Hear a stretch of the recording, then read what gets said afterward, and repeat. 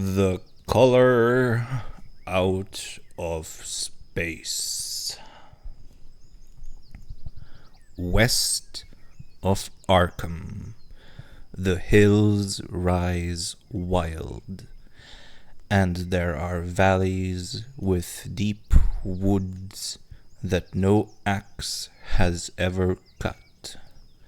There are dark, narrow glens where the trees slope fantastically, and where thin brooklets trickle without ever having caught the glint of sunlight. On the gentler slopes there are farms, ancient and rocky, with squat, moss-coated cottages brooding eternally over old New England secrets in the lee of great ledges. But these are all vacant now, the wide chimneys crumbling, and the shingled sides bulging perilously beneath low gambrel roofs. The old folk have gone away, and foreigners do not like to live there. French Canadians have tried it, Italians tried it, and the Poles have come and departed. It is not because of anything that can be seen or heard or handled, but because of something that is imagined. The place is not good for imagination, and does not bring restful dreams at night. It must be this which keeps the foreigners away, for old Ammi Pierce has never told them of anything he recalls from the strange days. Ammi, whose head has been a little queer for years, is the only one who still remains, or who ever talks of the strange days, and he dares to do this because his house is so near the open fields and the traveled roads around Arkham. There was once a road over the hills and through the valleys that ran straight where the blasted heath is now. But people ceased to use it, and a new road was laid curving far toward the south. Traces of the old one can still be found amidst the weeds of a returning wilderness, and some of them will doubtless linger even when half the hollows are flooded for the new reservoir. Then the dark woods will be cut down, and the blasted heath will slumber far below blue waters whose surface will mirror the sky and ripple in the sun. And the secrets of the strange days will be one with the deep's secrets, one with the hidden lore of old ocean and all the mystery of primal earth. When I went into the hills and vales to survey for the new reservoir, they told me the place was evil. They told me this in Arkham, and because that is a very old town full of witch legends, I thought the evil must be something which grandmas had whispered to children through centuries. The name Blasted Heath seemed to me very odd and theatrical, and I wondered how it had come into the folklore of a Puritan people. Then I saw that dark westward tangle of glens and slopes for myself, and ceased to wonder at anything besides its own elder mystery. It was morning when I saw it, but shadow lurked always there. The trees grew too thickly, and their trunks were too big for any healthy New England wood. There was too much silence in the dim alleys between them, and the floor was too soft with the dank moss and mattings of infinite years of decay. In the open spaces, mostly along the line of the old road, there were little hillside farms, sometimes with all the buildings standing, sometimes with only one or two, and sometimes with only a lone chimney or fast-filling cellar. Weeds and briars reigned, and furtive wild things rustled in the undergrowth. Upon everything was a haze of restlessness and oppression, a touch of the unreal and the grotesque, as if some vital element of perspective or chiaroscuro were awry.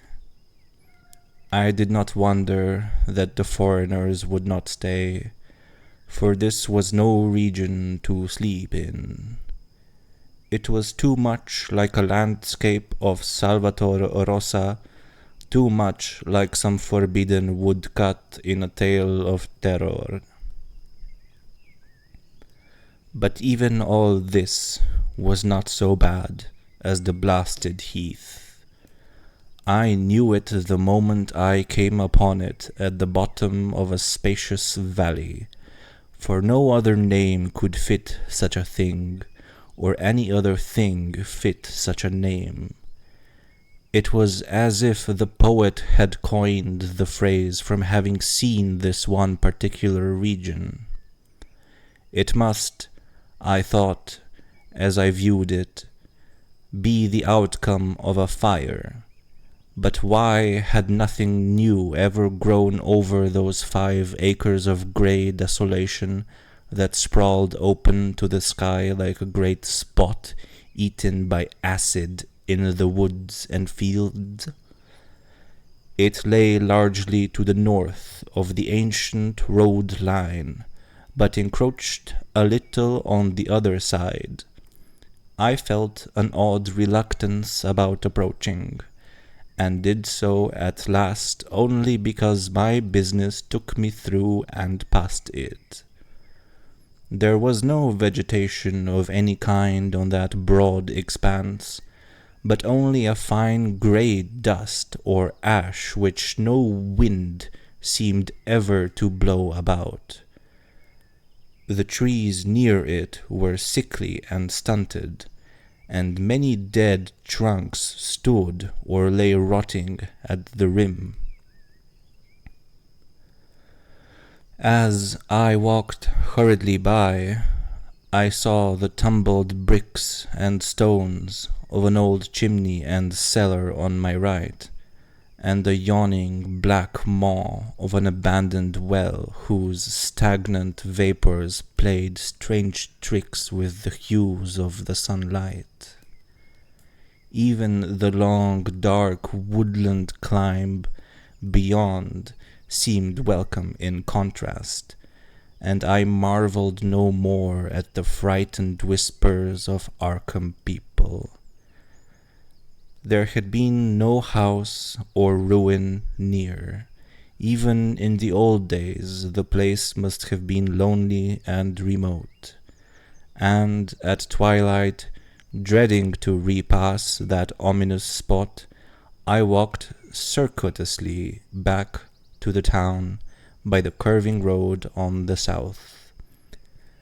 I vaguely wished some clouds would gather, for an odd timidity about the deep sky voids above had crept into my soul. In the evening, I asked people in Arkham about the blasted heath, and what was meant by that phrase, strange days, which so many evasively muttered. I could not, however, get any good answers, except that all the mystery was much more recent than I had dreamed it. It was not a matter of old legendary at all, but something within the lifetime of those who spoke. It had happened in the 80s, and the family had disappeared or was killed. Speakers would not be exact, and because they all told me to pay no attention to old Ammi Pierce's crazy tales, I sought him out the next morning, having heard that he lived alone in the ancient tottering cottage where the trees first began to get very thick.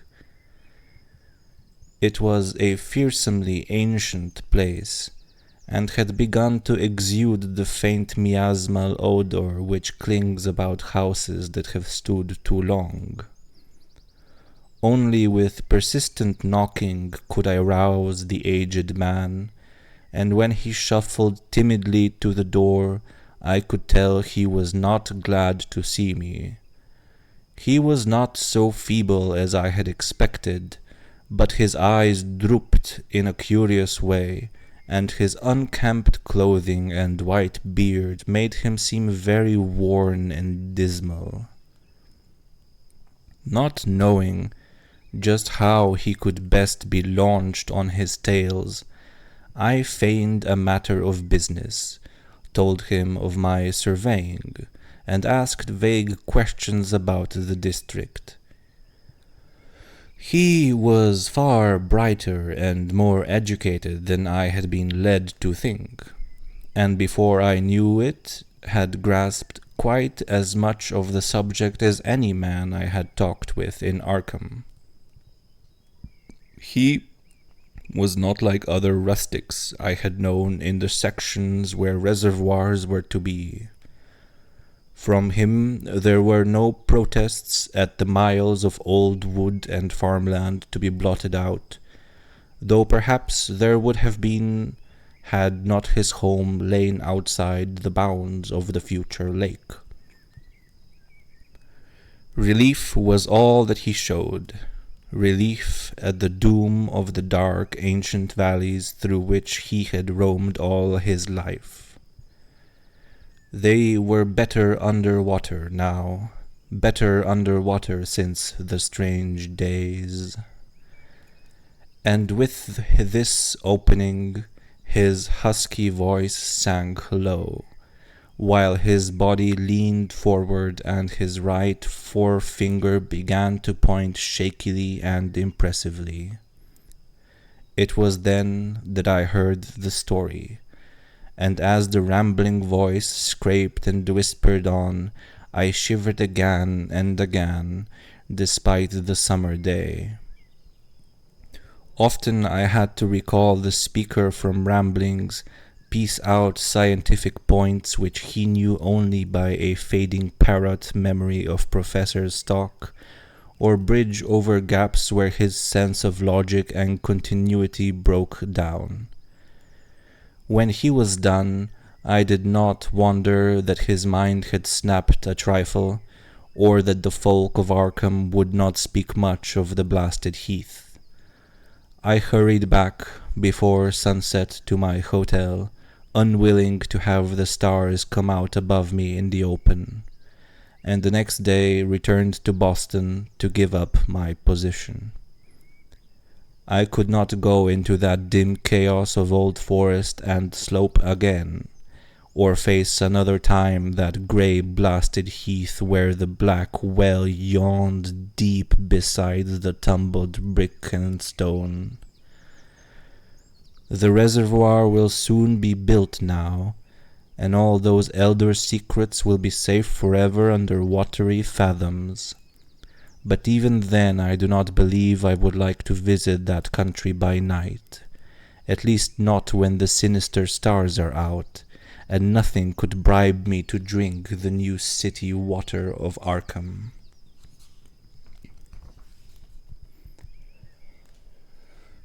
It all began, old Ami said, with the meteorite.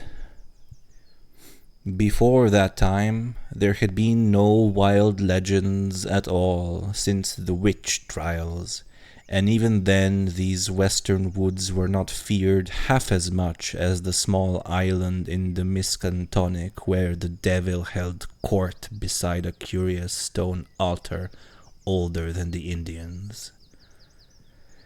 These were not haunted woods, and their fantastic dusk was never terrible till the strange days. Then there had come that white noontide cloud, that string of explosions in the air, and that pillar of smoke from the valley far in the wood.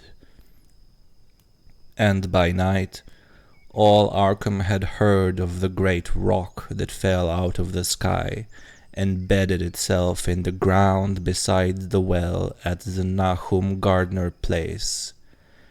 That was the house which had stood where the blasted heath was to come, the trim, white Nahum Gardner house amidst its fertile gardens and orchards. Nahum had come to town to tell people about the stone, and dropped in at Ami Pierce's on the way. Ami was 40 then, and all the queer things were fixed very strongly in his mind. He and his wife had gone with the 3 professors from Miskatonic University, who hastened out the next morning to see the weird visitor from unknown stellar space, and had wondered why Nahum had called it so large the day before. It had shrunk, Nahum said, as he pointed out the big brownish mound above the ripped earth and charred grass near the archaic well sweep in his front yard. But the wise men answered that stones do not shrink.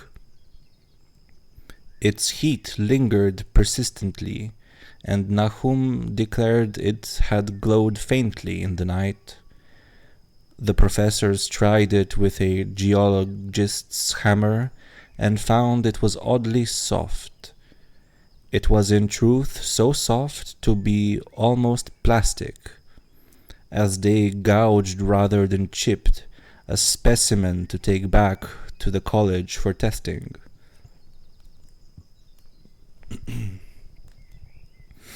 They took it in an old pail borrowed from Nahum's kitchen, for even the small piece refused to grow cool. On the trip back, they stopped at Ami's to rest, and seemed thoughtful when Mrs. Pierce remarked that the fragment was growing smaller and burning the bottom of the pail. Truly, it was not large, but perhaps they had taken less than they thought. The day after that, all of this was in June of '82, the professors had trooped out again in a great excitement. As they passed Ami's, they told him what queer things the specimen had done, and how it had faded wholly away when they put it in a glass beaker. The beaker had gone too, and the wise men talked of the strange stone's affinity for silicon.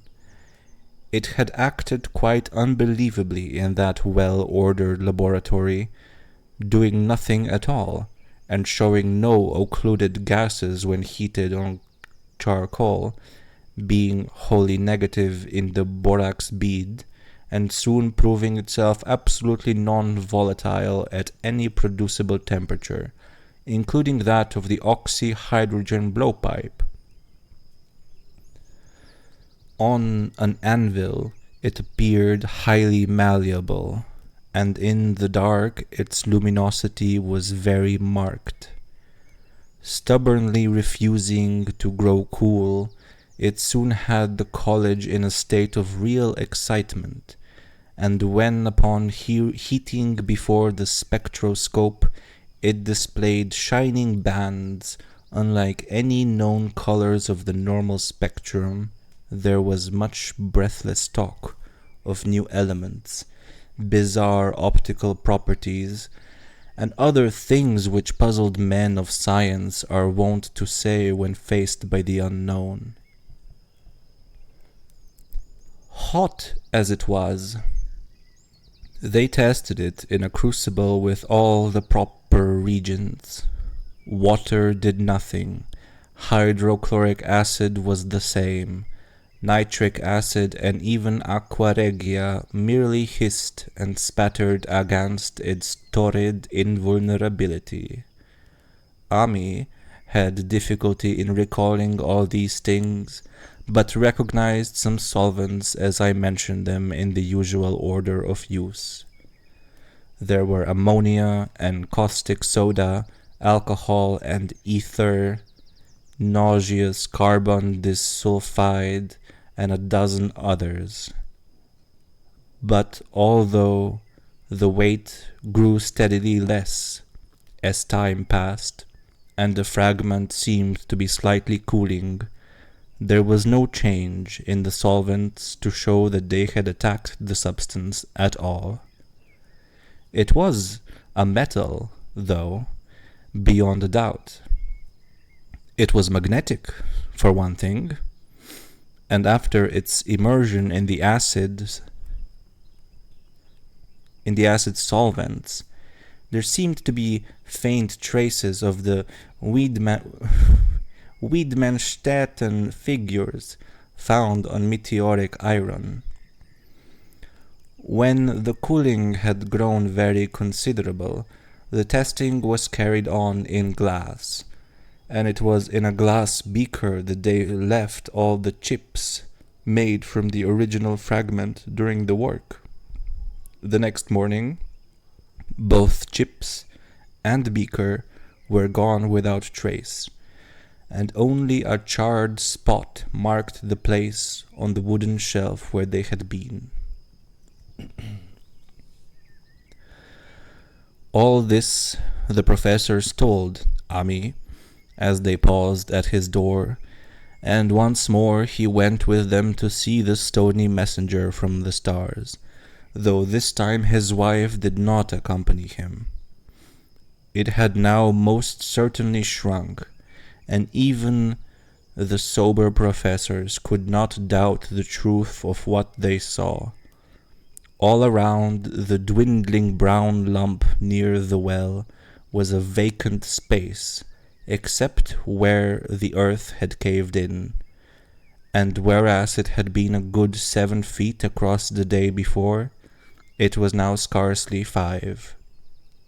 It was still hot, and the sages studied its surface curiously as they detached another and larger piece with hammer and chisel.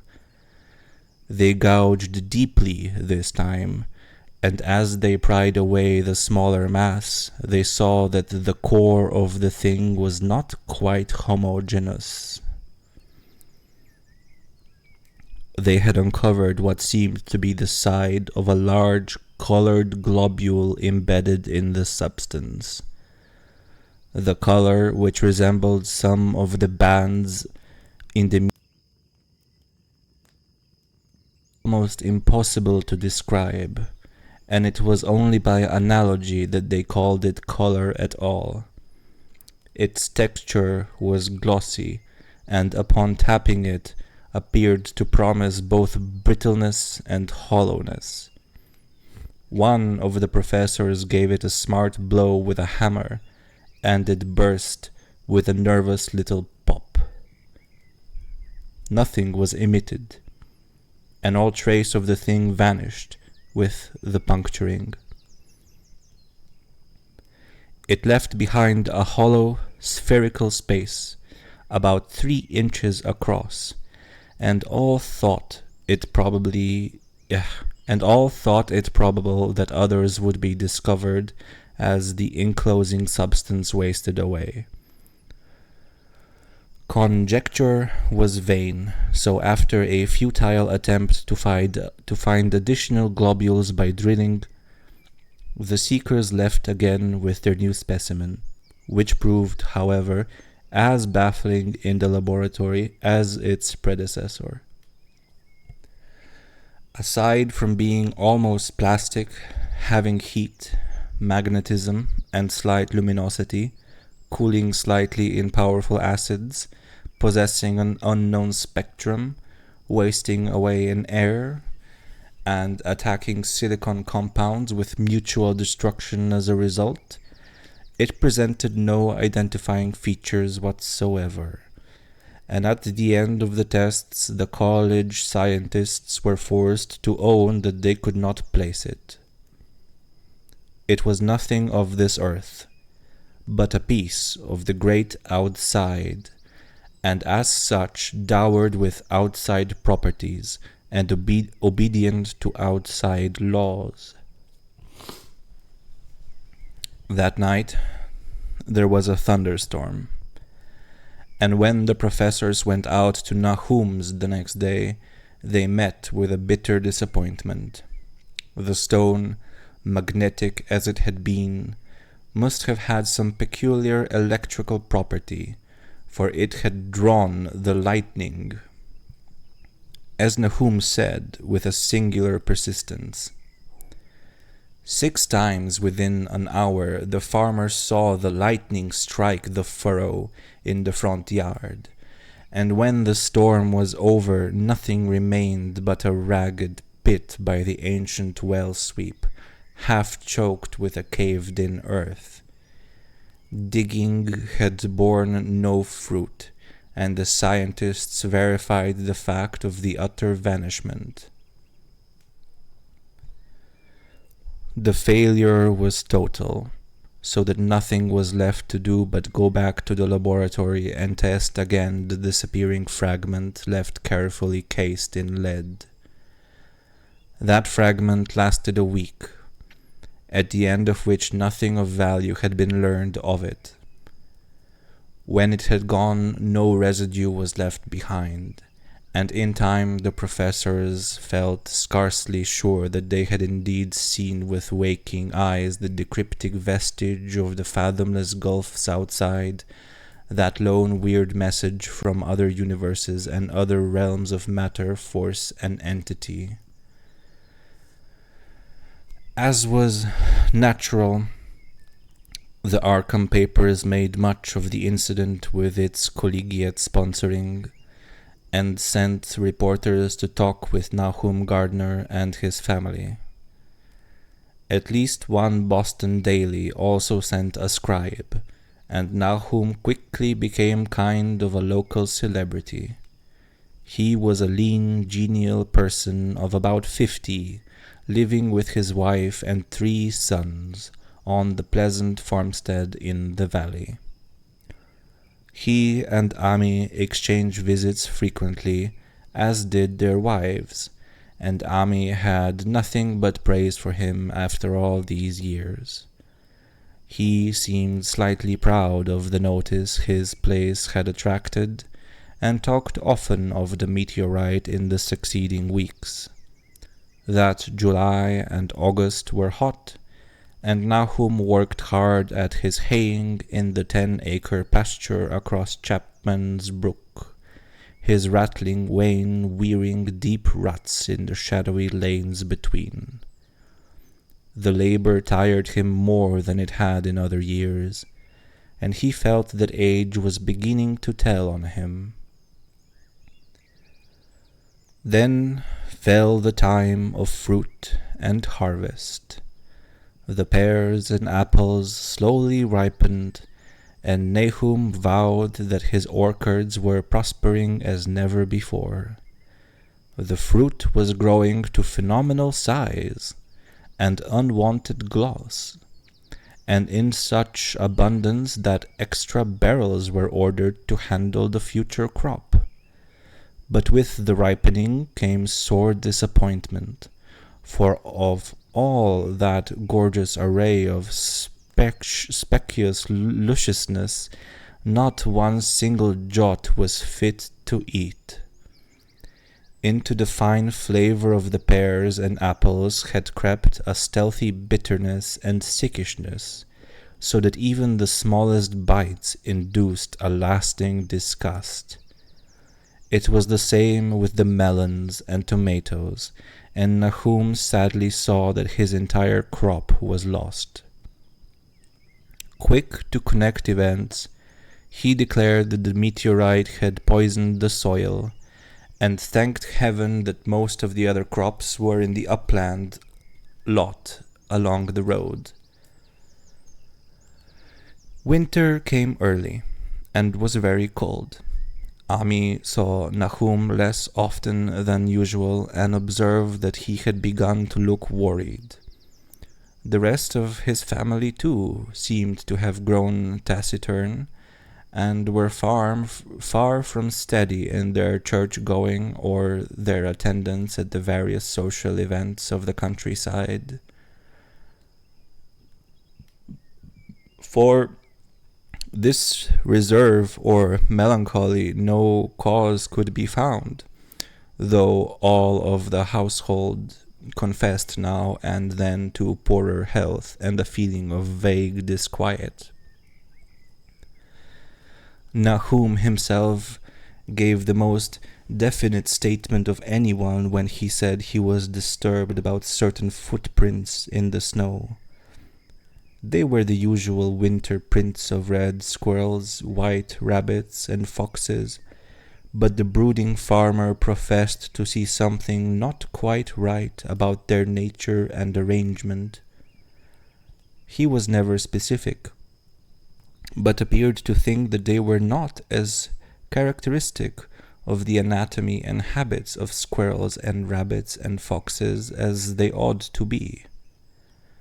Ami listened without interest to this talk, until one night when he drove past Nahum's house in his sleigh on the way back from Clark's Corners. There had been a moon, and a rabbit had run across the road, and the leaps of that rabbit were longer than either Ami or his horse liked.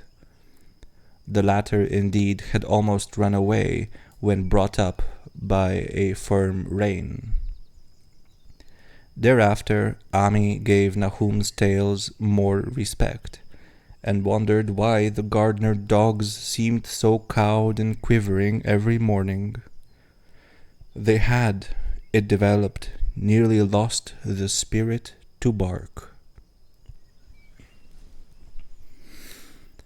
In February, the McGregor boys from Meadow Hill were out shooting woodchucks, and not far from the Gardner place bagged a very peculiar specimen. The proportions of its body seemed slightly altered in a queer way impossible to describe, while its face had taken on an expression which no one ever saw in a woodchuck before. The boys were genuinely frightened and threw the thing away at once, so that only their grotesque tales of it ever reached the people of the countryside. But the shying of horses near Nahum's house had now become an acknowledged thing, and all the basis for a cycle of whispering legend was fast taking form. People vowed that the snow melted faster around Nahum's than it did anywhere else, and early in March there was an odd discussion in Potter's General Store at Clark's Corners.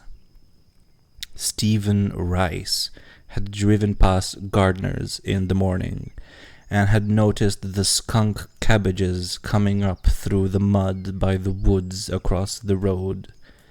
Never were things of such size seen before, and they held strange colors that could not be put into any words. Their shapes were monstrous, and the horse had snorted at an odor which struck Stephen as wholly unprecedented. That afternoon, several persons drove past to see the abnormal growth, and all agreed that plants of that kind ought never to sprout in a healthy world. The bad fruit of the fall before was freely mentioned, and it went from mouth to mouth that there was poison in Nahum's ground. Of course it was the meteorite, and remembering how strange the men from the college had found that stone to be, several farmers spoke about the matter to them. One day they paid Nahum a visit, but having no love of wild tales and folklore were very conservative in what they inferred. The plants were certainly odd, but all skunk cabbages are more or less odd in shape and hue. Perhaps some mineral element from the stone had entered the soil, but it would soon be washed away. And as for the footprints and frightened horses, of course this was mere country talk, which such a phenomenon as the aerolite would be certain to start. There was really nothing for serious men to do in cases of wild gossip, for superstitious rustics will say and believe anything. And so all through the strange days the professors stayed away in contempt. Only one of them, when given 2 phials of dust for analysis in a police job over a year and a half later, recalled that the queer color of that skunk cabbage had been very like one of the anomalous bands of light shown by the meteor fragment in the college spectroscope, and like the brittle globule found embedded in the stone from the abyss. The samples in this analysis case gave the same odd bands at first, though later they lost the property. The trees budded prematurely around Nahum's, and at night they swayed ominously in the wind. Nahum's second son, Thaddeus, a lad of 15, swore that they swayed also when there was no wind, but even the gossips would not credit this. Certainly, however, restlessness was in the air. The entire Gardner family developed the habit of stealthily listening, though not for any sound which they could consciously name. The listening was, indeed, rather a product of moments when consciousness seemed half to slip away. Unfortunately, such moments increased week by week till it became common speech that something was wrong with all Nahum's folks. When the early saxifrage came out, it had another strange color, not quite that of the skunk cabbage, but plainly related and equally unknown to anyone who saw it. Nahum took some blossoms to Arkham and showed them to the editor of the Gazette, but that dignitary did no more than write a humorous article about them, in which the dark fears of rustics were held up to polite ridicule. It was a mistake of Nahum's to tell a stolid city man about the way of the great overgrown mourning cloak butterflies behaved in connection with these saxifrages. April brought a kind of madness to the country folk, and began that disuse of the road past Nahum's which led to its ultimate abandonment. It was the vegetation. All the orchard trees blossomed forth in strange colors, and through the stony soil of the yard and adjacent pasturage there sprang up a bizarre growth which only a botanist could connect with the proper flora of the region. No sane, wholesome colors were anywhere to be seen, except in the green grass and leafage, but everywhere were those hectic and prismatic variants of some diseased underlying primary tone, without a place among the known tints of earth. The Dutchman's breeches became a thing of sinister menace, and the bloodroots grew insolent in their chromatic perversion. Of the colors had a sort of haunting familiarity, and decided that they reminded one of the brittle globule in the meteor. Nahum plowed and sowed the 10-acre pasture and the upland lot, but did nothing with the land around the house. He knew it would be of no use, and hoped that the summer's strange growths would draw all of the poison from the soil. He was prepared for almost anything now, and had grown used to the sense of something near him waiting to be heard. The shunning of his house by neighbors told on him, of course, but it told on his wife more. The boys were better off being at school each day, but they could not help being frightened by the gossip. Thaddeus, an especially sensitive youth, suffered the most. In May, the insects came, and Nahum's place became a nightmare of buzzing and crawling. Most of the creatures seemed not quite usual in their aspects and motions, and their nocturnal habits contradicted all former experience.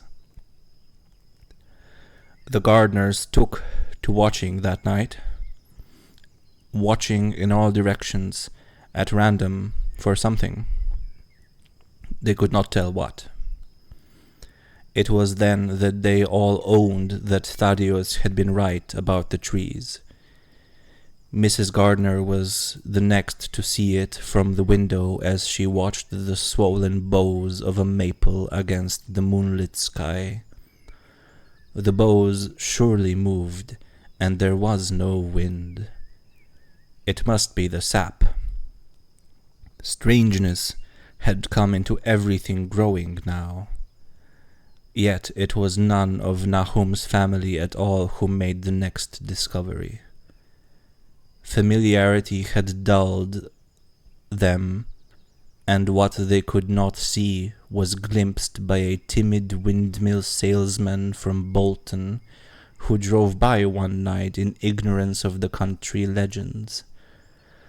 What he told in Arkham was given a short paragraph in the Gazette, and it was there that all the farmers, Nahum included, saw it first. The night had been dark and the buggy lamps faint, but around a farm in the valley which everyone knew from the account must be Nahum's, the darkness had been less thick. A dim though distinct luminosity seemed to inhere in all the vegetation, grass, leaves, and blossoms alike, while at one moment a detached piece of the phosphorescence appeared to stir furtively in the yard near the barn. The grass had so far seemed untouched, and the cows were freely pastured in the lot near the house, but towards the end of May the milk began to be bad. Then Nahum had the cows driven to the uplands, after which this trouble ceased. Not long after this, the change in grass and leaves became apparent to the eye. All the verdure was going grey, and was developing a highly singular quality of brittleness. Ami was now the only person who ever visited the place, and his visits were becoming fewer and fewer. When school closed, the gardeners were virtually cut off from the world, and sometimes let Ami do their errands in town. They were failing curiously both physically and mentally, and no one was surprised when the news of Mrs. Gardner's madness stole around. It happened in June, about the anniversary of the meteor's fall, and the poor woman screamed about things in the air which she could not describe. In her ravings there was not a single specific noun, but only verbs and pronouns. Things moved and changed and fluttered, and ears tingled to impulses which were not wholly sounds. Something was taken away. She was being drained of something. Something was fastening itself on her that ought not to be. Someone must make it keep off. Nothing was ever still in the night. The walls and windows shifted. Nahum did not send her to the county asylum, but let her wander about the house as long as she was harmless to herself and others. Even when her expression changed, he did nothing. But when the boys grew afraid of her, and Thaddeus nearly fainted at the way she made faces at him, he decided to keep her locked in the attic. By July, she had ceased to speak and crawled on all fours. And before that month was over, Nahum got the mad notion that she was slightly luminous in the dark, as he now clearly saw was the case with the nearby vegetation. It was a little before this that the horses had stampeded. Something had aroused them in the night, and their neighing and kicking in their stalls had been terrible. There seemed virtually nothing to do to calm them, and when Nahum opened the stable door, they all bolted out like frightened woodland deer. It took a week to track all four, and when found, they were seen to be quite useless and unmanageable. Something had snapped in their brains, and each one of them had to be shot for its own good. Nahum borrowed a horse from Ami for his haying, but found it would not approach the barn. It shied, balked, and whinnied, and in the end he could do nothing but drive it into the yard while the men used their own strength to get the heavy wagon near enough the hayloft for convenient pitching. And all the while the vegetation was turning grey and brittle. Even the flowers whose hues had been so strange were greying now, and the fruit was coming out grey and dwarfed and tasteless.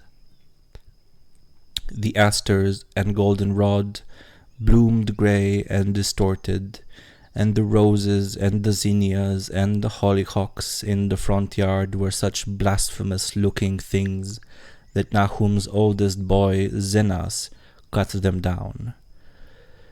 The strangely puffed insects died about that time, even the bees that had left their hives and taken but to the woods. By September, all the vegetation was fast crumbling to a greyish powder, and Nahum feared that the trees would die before the poison was out of the soil. His wife had now spells of terrific screaming, and he and the boys were in a constant state of nervous tension. They shunned people now, and when school opened, the boys did not go. But it was Ami, on one of his rare visits, who first realized that the well water was no longer good. It had an evil taste that was not exactly fotid nor exactly salty, and Ami advised his friend to dig another well on higher ground to use till the soil was good again. Nahum, however, ignored the warning, for he had by that time become calloused to strange and unpleasant things. He and the boys continued to use the tainted supply, drinking it as listlessly and mechanically as they ate their meager and ill-cooked meals and did their thankless and monotonous chores through the aimless days. There was something of stolid resignation about them all, as if they walked half in another world between lines of nameless guards to a certain and familiar doom. Thaddeus went mad in September after a visit to the well. He had gone with a pail and had come back empty-handed, shrieking and waving his arms, and sometimes lapsing into an inane titter or a whisper about the moving colors down there. 2 in 1 family was pretty bad, but Nahum was very brave about it. He let the boy run about for a week until he began stumbling and hurting himself, and then he shut him in an attic room across the hall from his mother's. The way they screamed at each other from behind their locked doors was very terrible, especially to little Merwin, who fancied they talked in some terrible language that was not of earth. Merwin was getting frightfully imaginative, and his restlessness was worse after the shutting away of the brother who had been his greatest playmate. Almost at the same time, the mortality among the livestock commenced.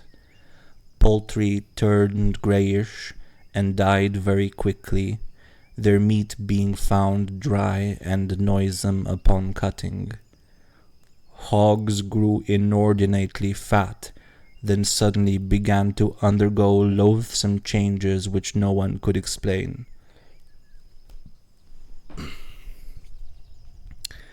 Their meat was, of course, useless, and Nahum was at his wits' end. No rural veterinary would approach his place, and the city veterinary from Arkham was openly baffled. The swine began growing grey and brittle and falling to pieces before they died, and their eyes and muzzles developed singular alterations. It was very inexplicable, for they had never been fed from the tainted vegetation. Then something struck the cows. Certain areas, or sometimes the whole body, would be uncannily shriveled or compressed, and atrocious collapses or disintegrations would be common.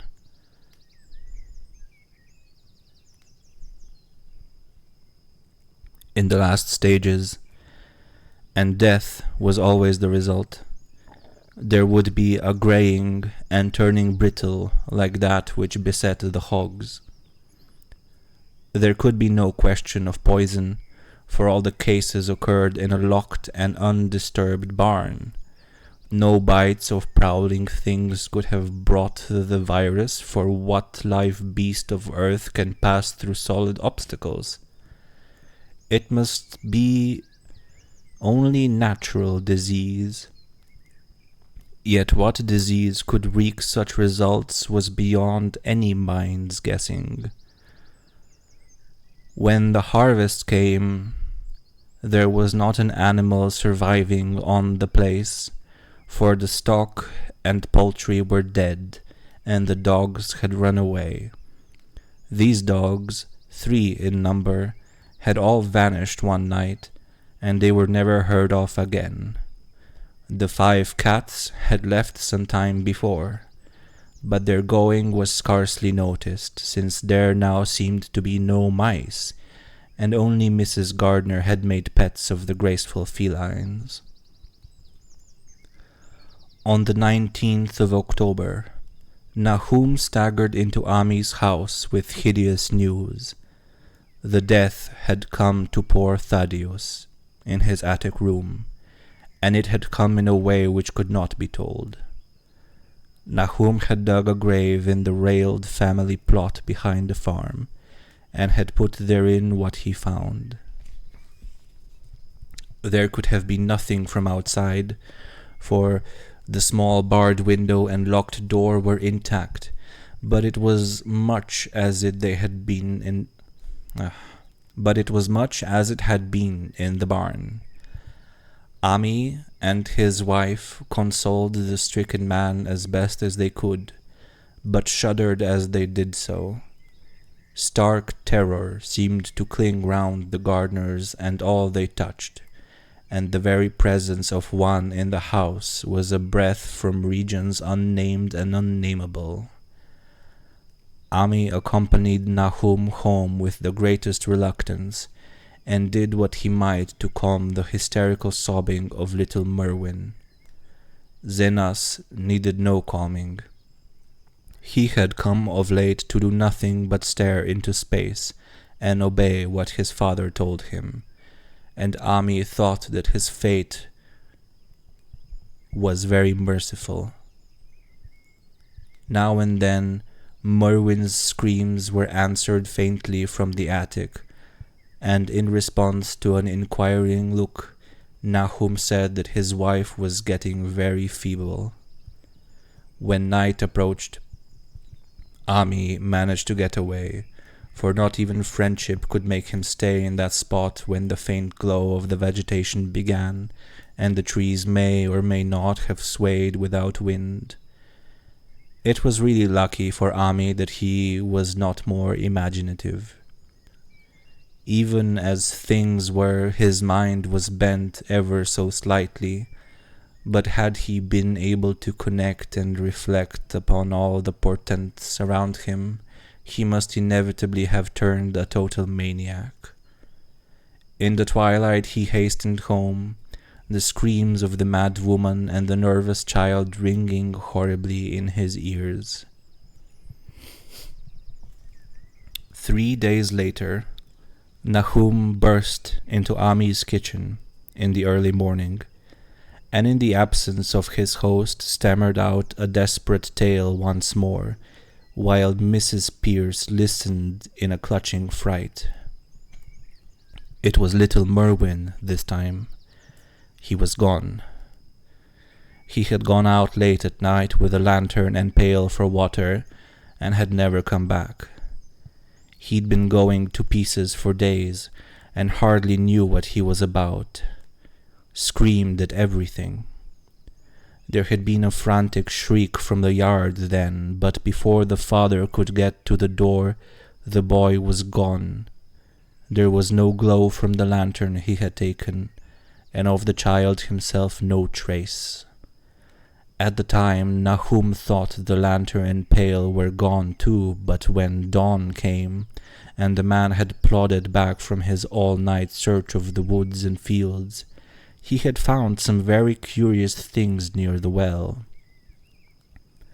There was a crushed and apparently somewhat melted mass of iron, which had certainly been the lantern, while a bent handle and twisted iron hoops beside it, both half fused, seemed to hint at the remnants of the pail. That was all. Nahum was past imagining. Mrs. Pierce was blank, and Ami, when he had reached home and heard the tale, could give no guess. Merwin was gone, and there would be no use in telling the people around who shunned all gardeners now. No use, either, in telling the city people at Arkham who laughed at everything. Thad was gone, and now Merwin was gone. Something was creeping and waiting to be seen and heard. Nahum would go soon, and he wanted Ami to look after his wife and Zenas if they survived him. It must all be a judgment of some sort, though he could not fancy what for. since he had always walked uprightly in the Lord's ways as far as he knew. For over 2 weeks, Ami saw nothing of Nahum, and then, worried about what might have happened, he overcame his fears and paid the gardener's place a visit. There was no smoke from the great chimney, and for a moment the visitor was apprehensive of the worst. The aspect of the whole farm was shocking. Grayish, withered grass and leaves on the ground, vines falling in brittle wreckage from archaic walls and gables, and great bare trees clawing up at the grey November sky with a studied malevolence which Ami could not but feel had come from some subtle change in the tilt of the branches. But Nahum was alive, after all. He was weak, and lying on a couch in the low-ceiled kitchen, but perfectly conscious and able to give simple orders to Zenas. The room was deadly cold, and as Ami visibly shivered, the host shouted huskily to Zenas for more wood. Wood indeed was sorely needed, since the cavernous fireplace was unlit and empty, with a cloud of soot blowing about in the chill wind that came down from the chimney. Presently, Nahum asked him if the extra wood had made him any more comfortable, and then Ami saw what had happened. The stoutest cord had broken at last, and a hapless farmer's mind was proof against more sorrow. Questioning tactfully, Ami could get no clear data at all about the missing Zenas. "In the well, he lives in the well," was all that the clouded father would say. Then there flashed across the visitor's mind a sudden thought of the mad wife, and he changed his line of inquiry. "Nabby? Why, here she is," was the surprised response of poor Nahum, and Ami soon saw that he must search for himself. Leaving the harmless babbler on the couch, he took the keys from their nail beside the door and climbed the creaking stairs to the attic. It was very close and noisome up there, and no sound could be heard from any direction. Of the 4 doors in sight, only one was locked, and on this he tried various keys of the ring he had taken. The 3rd key proved the right one, and after some fumbling, Ami threw open the low white door. It was quite dark inside, for the window was small and half obscured by the crude wooden bars, and Ami could see nothing at all on the wide planked floor. The stench was beyond enduring, and before proceeding further he had to retreat to another room and return with his lungs filled with breathable air. When he did enter, he saw something dark in the corner, and upon seeing it more clearly he screamed outright. While he screamed, he thought a momentary cloud eclipsed the window, and a second later he felt himself brushed as if by some hateful current of vapor. Strange colors danced before his eyes, and had not a present horror numbed him, he would have thought of the globule in the meteor that the geologist's hammer had shattered, and of the morbid vegetation that had sprouted in the spring. As it was, he thought only of the blasphemous monstrosity which confronted him, and which all too clearly had shared the nameless fate of young Thaddeus and the livestock. But the terrible thing about the horror was that it was very slowly and perceptibly moved, as it continued to crumble. Ami would give me no added particulars of this scene, but the shape in the corner does not reappear in his tale as a moving object. There are things which cannot be mentioned, and what is done in common humanity is sometimes cruelly judged by the law. I gather that no moving thing was left in that attic room, and that to leave anything capable of motion there would have been a deed so monstrous as to damn any accountable being to eternal torment. Anyone but a stolid farmer would have fainted or gone mad, but Ami walked conscious through that low doorway and locked the accursed secret behind him. There would be Nahum to deal with now. He must be fed and tended and removed to some place where he could be cared for. Commencing his descent of the dark stairs, Ami heard a thud below him. He even thought a scream had been suddenly choked off, and recalled nervously the clammy vapor which had brushed by him in that frightful room above. What presence had his cry and entry started up? Halted by some vague fear, he heard still further sounds below. Indubitably there was a sort of heavy dragging, and a most detestably sticky noise as of some fiendish and unclean species of suction. With an associative sense goaded to feverish heights, he thought unaccountably of what he had seen upstairs. Good God! What eldritch dream world was this into which he had blundered? He dared move neither backward nor forward, but stood there trembling at the black curve of the boxed-in staircase. Every trifle of the scene burned itself into his brain. The sounds, the sense of dread expectancy, the darkness, the steepness of the narrow steps, and merciful heaven, the faint but unmistakable luminosity of all the woodwork in sight, steps, sides, exposed laths and beams alike. Then there burst forth a frantic whinny from Ami's horse outside, followed by at once a clatter which told a frenzied runaway. In another moment horse and buggy had gone beyond earshot, leaving the frightened man on the dark stairs to guess what had sent them.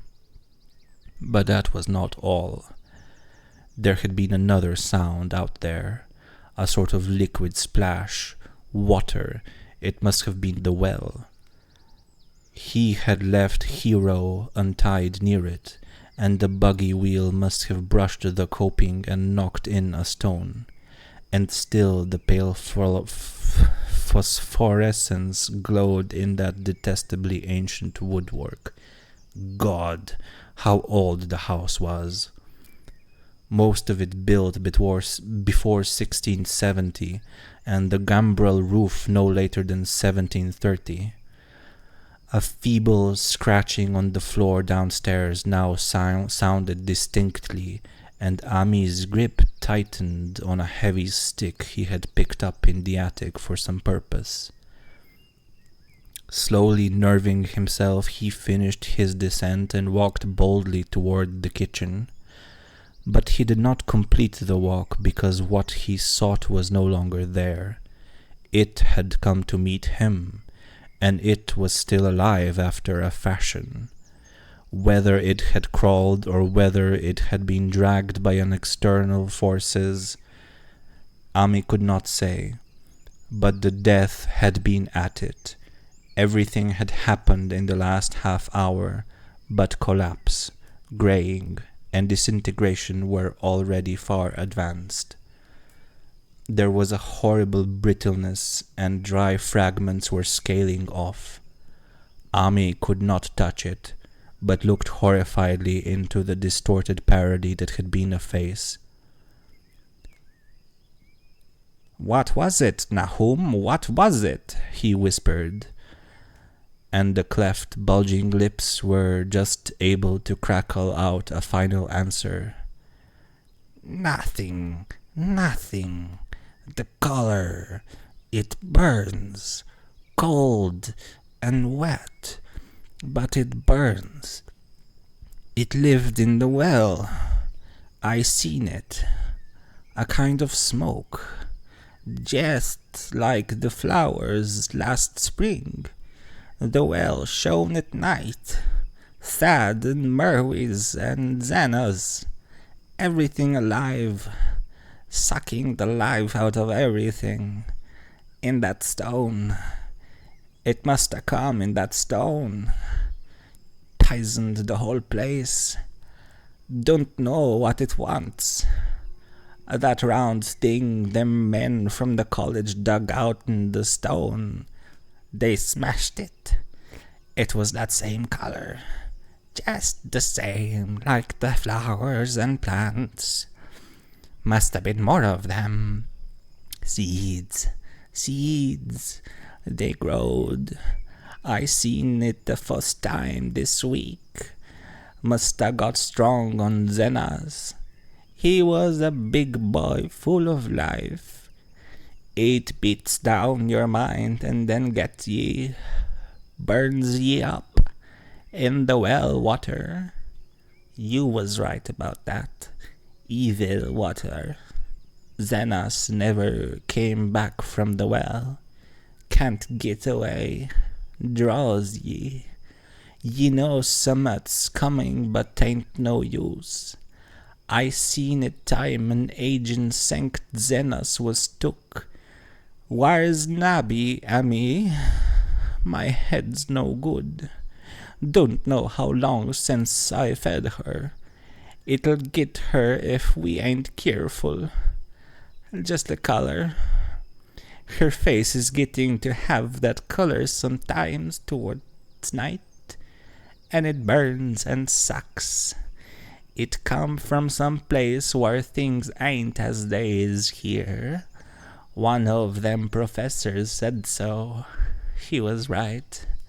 Look out, Ammy, it'll do something more. Sucks the life out. But that was all. That which spoke could speak no more, because it had completely caved in. Ami laid a red checked tablecloth over what was left and reeled out the back door into the fields. He climbed the slope to the 10-acre pasture and stumbled home by the north road and the woods.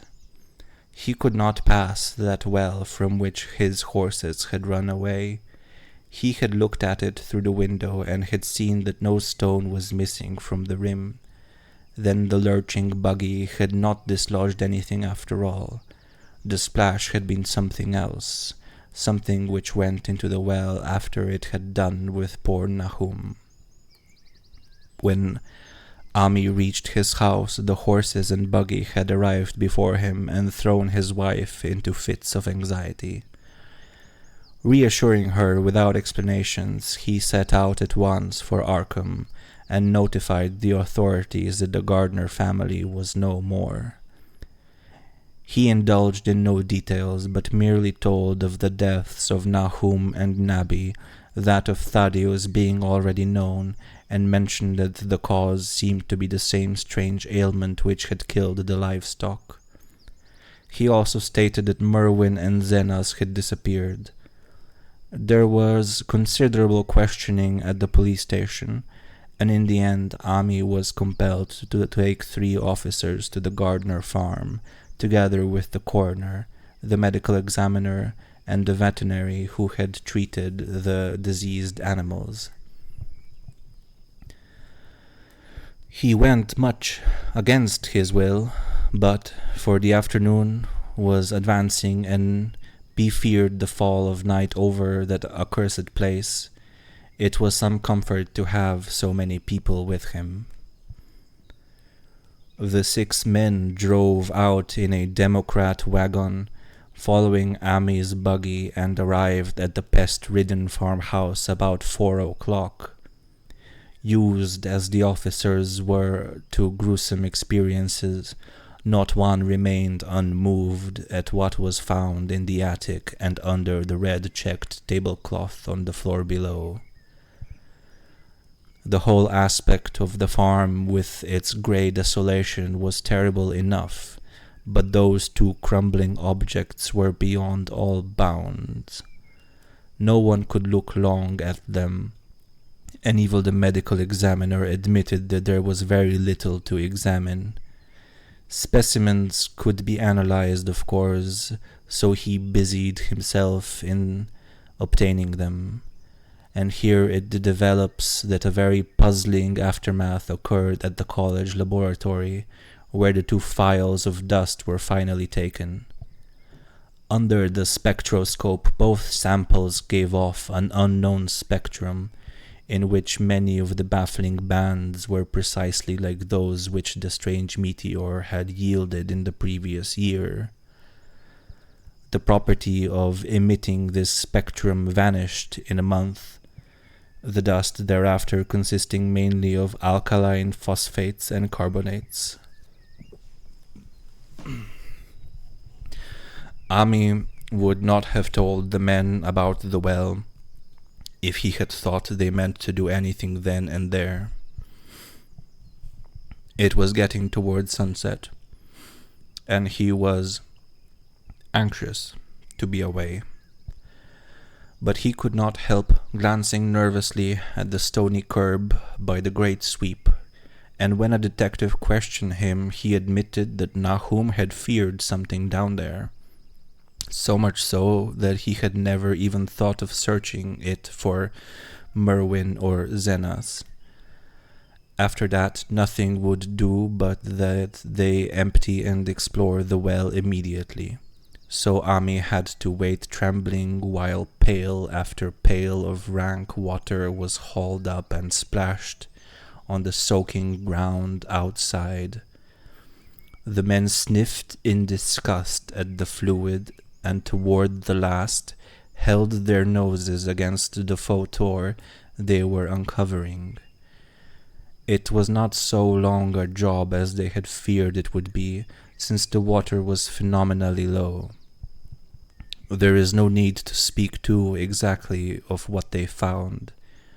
Merwin and Zenas were both there, in part, though the vestiges were mainly skeletal.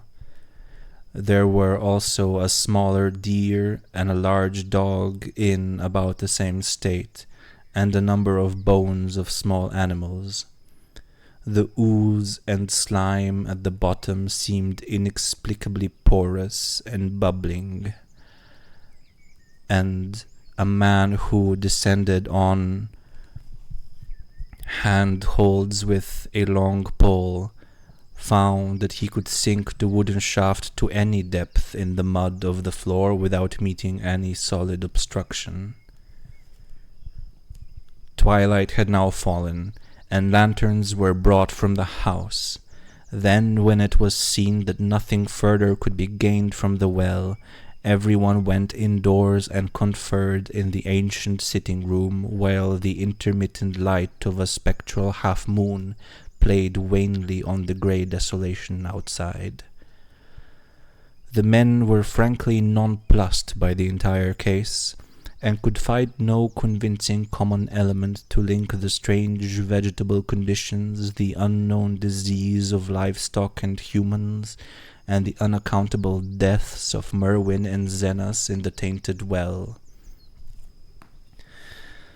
They had heard the common country talk, it is true, but could not believe that anything contrary to natural law had occurred. No doubt the meteor had poisoned the soil, but the illness of persons and animals who had eaten nothing grown in that soil was another matter. Was it the well water?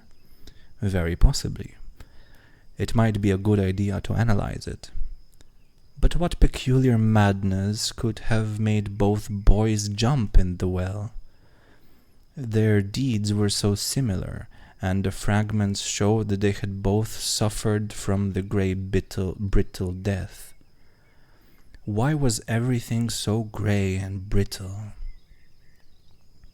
It was the coroner, seated near a window overlooking the yard, who first noticed the glow about the well. Night had fully set in, and all the abhorrent grounds seethed faintly luminous with more than fitful moonbeams, but this new glow was something definite and distinct, and appeared to shoot up from the black pit like a softened ray from a searchlight, giving dull reflections in the little ground pools where the water had been emptied. It had a very queer color, and as all the men clustered round the window, Ami gave a violent start, for this strange beam of ghastly miasma was to him of no unfamiliar hue. He had seen that color before, and feared to think what it might mean. He had seen it in the nasty brittle globule in that aerolite 2 summers ago, had seen it in the crazy vegetation of the springtime, and had thought he had seen it for an instant that very morning against the small barred window of that terrible attic room where nameless things had happened. It had flashed there for a second, and a clammy and hateful current of vapor had brushed past him, and then poor Nahum had been taken by something of that color. He had said so at the last, said it was like the globule and the plants. After that had come the runaway in the yard and the splash in the well, and now that well was belching forth to the night a pale, insidious beam of the same demonic tint. It does credit to the alertness of Ami's mind that he puzzled even at that tense moment over a point which was essentially scientific. He could not but wonder at his gleaning of the same impression from a vapor glimpsed in the daytime against a window opening on the morning sky, and from a nocturnal exhalation seen as a phosphorescent mist against the black and blasted landscape. It wasn't right. It was against nature, and he thought of those terrible last words of his stricken friend. It come from some place where things aren't as they are is here. One of them professors said so. All 3 horses outside, tied to a pair of shriveled saplings by the road, were now neighing and pawing frantically. The wagon driver started for the door to do something, but Ami laid a shaky hand on his shoulder. "Don't go out there," he whispered. "There's more to this nor what we know. Nahum said something lived in the well that sucks your life out. He said it must be some'at growed from a round ball like we all seen in the meteor stone that fell a year ago at June. Sucks and burns, he said, and is just a cloud of color like that light out there now, that ye can hardly see and can't tell what it is. Nahum thought it feeds on everything living and gets stronger all the time. He said he seen it this last week. It must be something from away off in the sky like the men from the college last year says the meteor stone was. The way it's made and the way it works ain't like no way o' God's world. It's somewhat from beyond." So the men paused indecisively as the light from the well grew stronger, and the hitched horses pawed and whinnied in an increasing frenzy. It was truly an awful moment, with terror in that ancient and accursed house itself.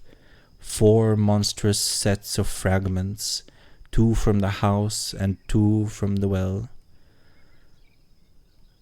in the woodshed behind, and that shaft of unknown and unholy iridescence from the slimy depths in front. Ami had restrained the driver on impulse, forgetting how uninjured he himself was after the clammy brushing of that colored vapor in the attic room. But perhaps it is just as well that he acted as he did.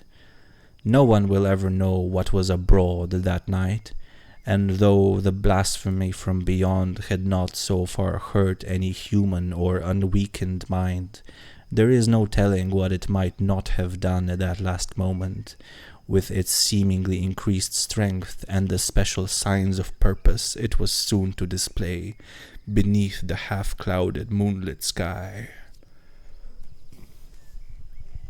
All at once, one of the detectives at the window gave a short, sharp gasp. The others looked at him, and then quickly followed his own gaze upward to the point at which its idle straying had been suddenly arrested. There was no need for words. What had been disputed in country gossip was disputable no longer, and it is because of the thing which every man of that party agreed in whispering later on, that the strange days are never talked about in Arkham. It is necessary to premise that there was no wind at that hour of the evening. One did arise not long afterward, but there was absolutely none then. Even the dry tips of the lingering hedge mustard, grey and blighted, and the fringe on the roof of the standing Democrat wagon were unstirred. And yet, amid that tense, godless calm, on the high bare boughs of all the trees in the yard were moving.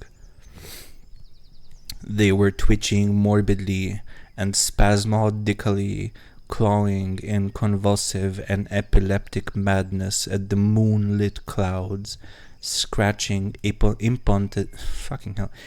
impotently in the noxious air as if jerked by some allied and bodiless line of linkage with subterranean horrors writhing and struggling below the black roots.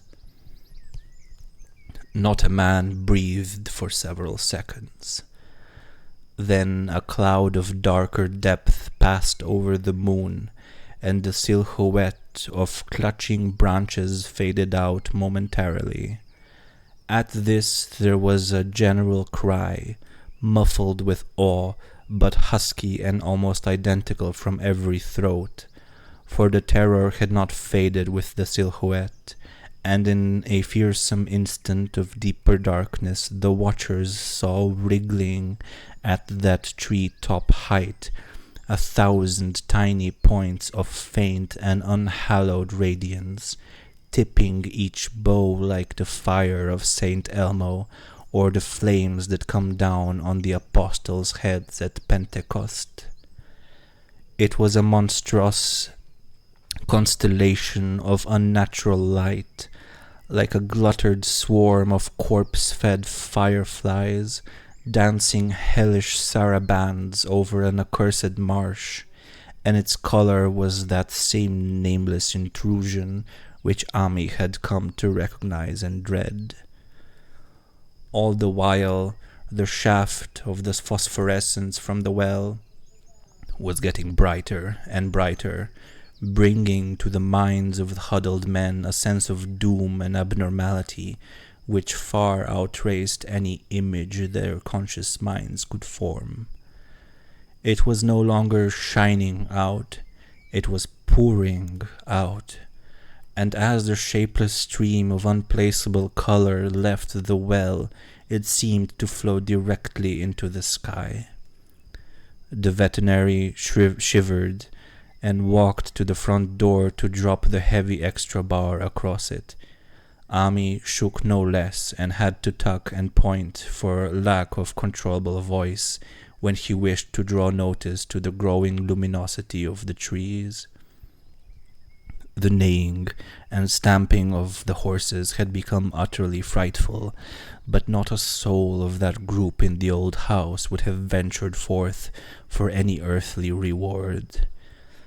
With the moments the shining of the trees increased, while their restless branches seemed to strain more and more toward verticality. The wood of the well sweep was shining now, and presently a policeman dumbly pointed to some wooden sheds and beehives near the stone wall on the west. They were commencing to shine too, though the tethered vehicles of the visitors seemed so far unaffected.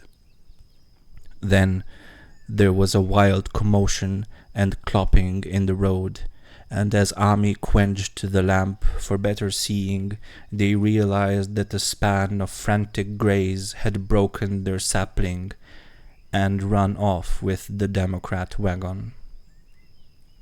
The shock served to loosen several tongues, and embarrassed whispers were exchanged.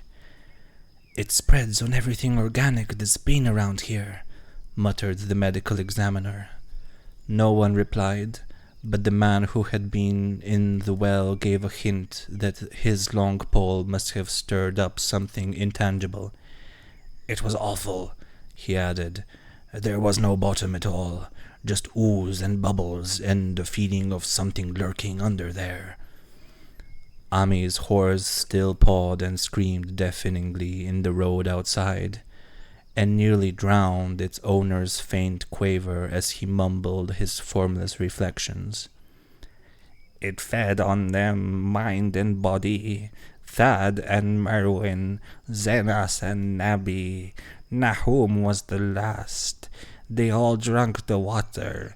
It got strong on 'em. It come from beyond, what things ain't like they be here, and now it's going home." At this point, as the column of unknown color flared suddenly stronger and began to weave itself into fantastic suggestions of shape, which each spectator later described differently, there came from poor tethered hero such a sound as no man before or since ever heard from a horse. Every person in that low-pitched sitting room stopped his ears, and Ami turned away from the window in horror and nausea. Words could not convey it. When Ami looked out again, the hapless beast lay huddled, inert, on the moonlit ground between the splintered shafts of the buggy. That was the last of Hero, till they buried him the next day. But the present was no time to mourn, for almost at this instant a detective silently called attention to something terrible in the very room with them. In the absence of the lamplight, it was clear that a faint phosphorescence had begun to pervade the entire apartment. It glowed on the broad planked floor and the fragment of rag carpet, and shimmered over the sashes of the small paned windows. It ran up and down the exposed corner posts, coruscated about the shelf and mantel, and infected the very doors and furniture. Each minute saw it strengthen, and at last it was very plain that healthy living things must leave that house. Ami showed them the back door and the path up through the fields to the 10-acre pasture. They walked and stumbled as in a dream, and did not dare look back till they were far away on the high ground. They were glad of the path, for they could not have gone the front way by that well. It was bad enough passing the glowing barn and sheds, and those shining orchard trees with their gnarled, fiendish contours. But thank heaven for the branches. No, but thank heaven the branches did their worst twisting high up. The moon went under some very black clouds as they crossed the rustic bridge over Chapman's Brook, and it was blind groping from there to the open meadows. When they looked back toward the valley and the distant Gardner Place at the bottom, they saw a fearsome sight. All the farm was shining with the hideous unknown blend of color, trees, buildings, and even such grass and herbage as had not been wholly changed to lethal grey bitterness. The boughs were all straining skyward, tipped with tongues of foul flame, and lambent tricklings of the same monstrous fire were creeping about the ridgepoles of the house, barn, and sheds.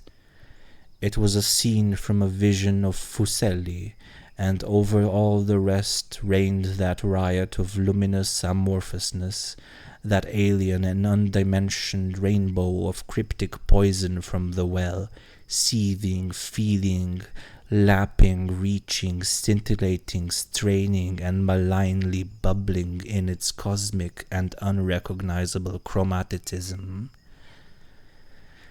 Then, without warning, the hideous thing shot vertically up toward the sky like a rocket or meteor, leaving behind no trail and disappearing through a round and curiously regular hole in the clouds before any man could gasp or cry out.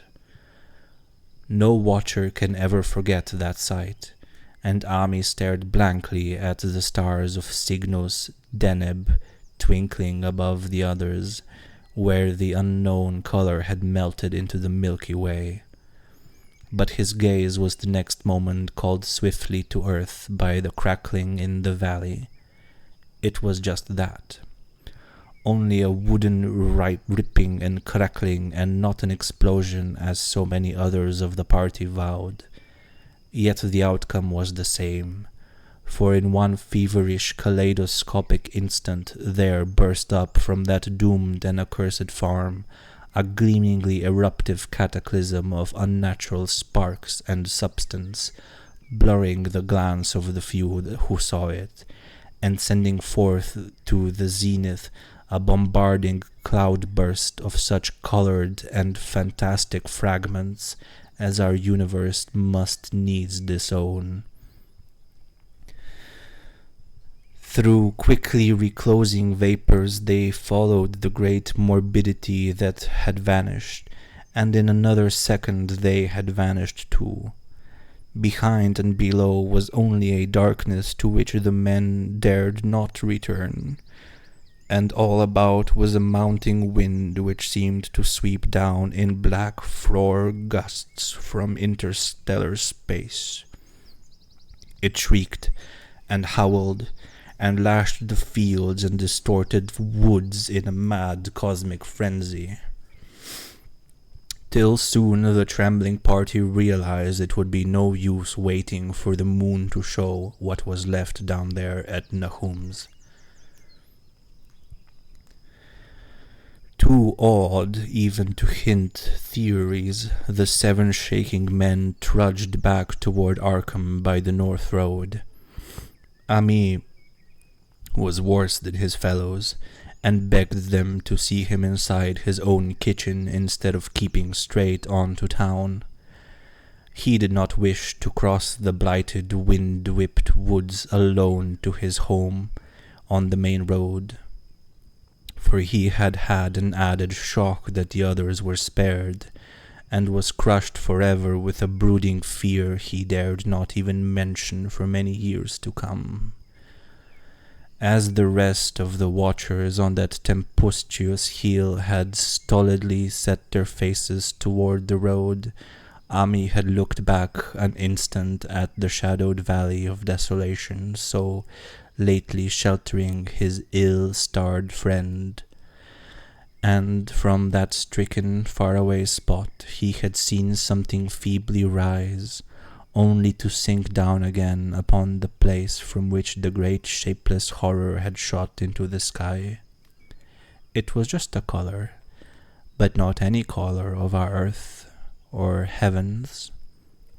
And because Ami recognized that color and knew that this last faint remnant must still lurk down there in the well, he had never been quite right since.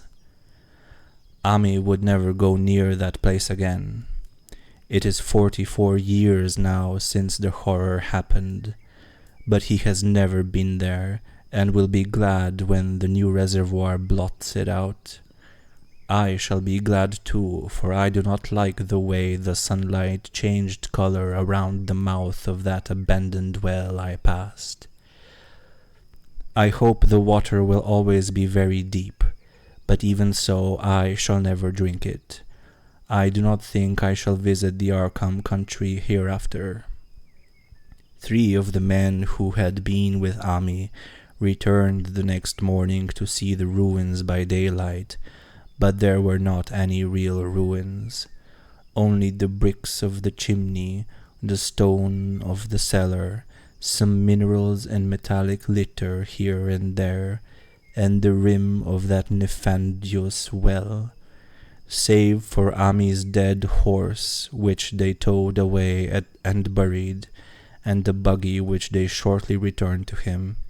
Everything that had ever been living had gone.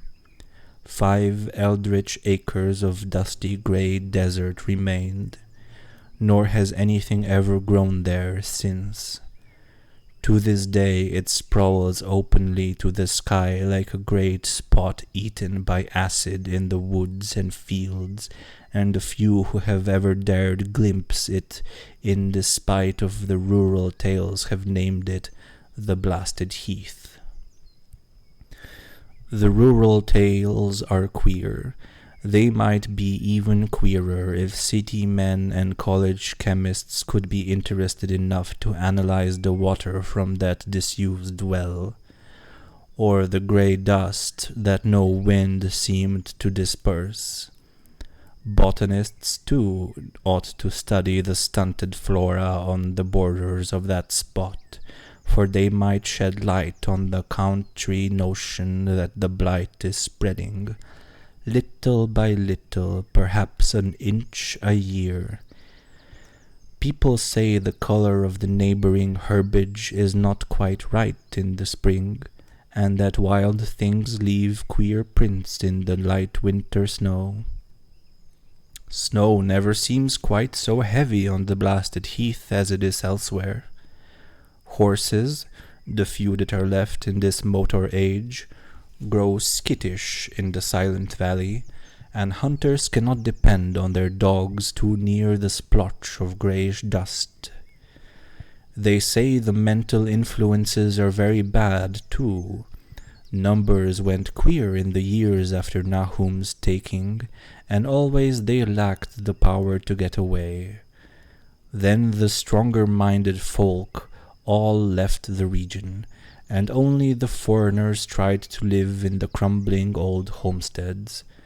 They could not stay, though, and only sometimes wonders what insight beyond ours their wild, weird stories of whispered magic have given them. Their dreams at night, they protest, are very horrible in that grotesque country, and surely the very look of the dark realm is enough to stir a morbid fancy.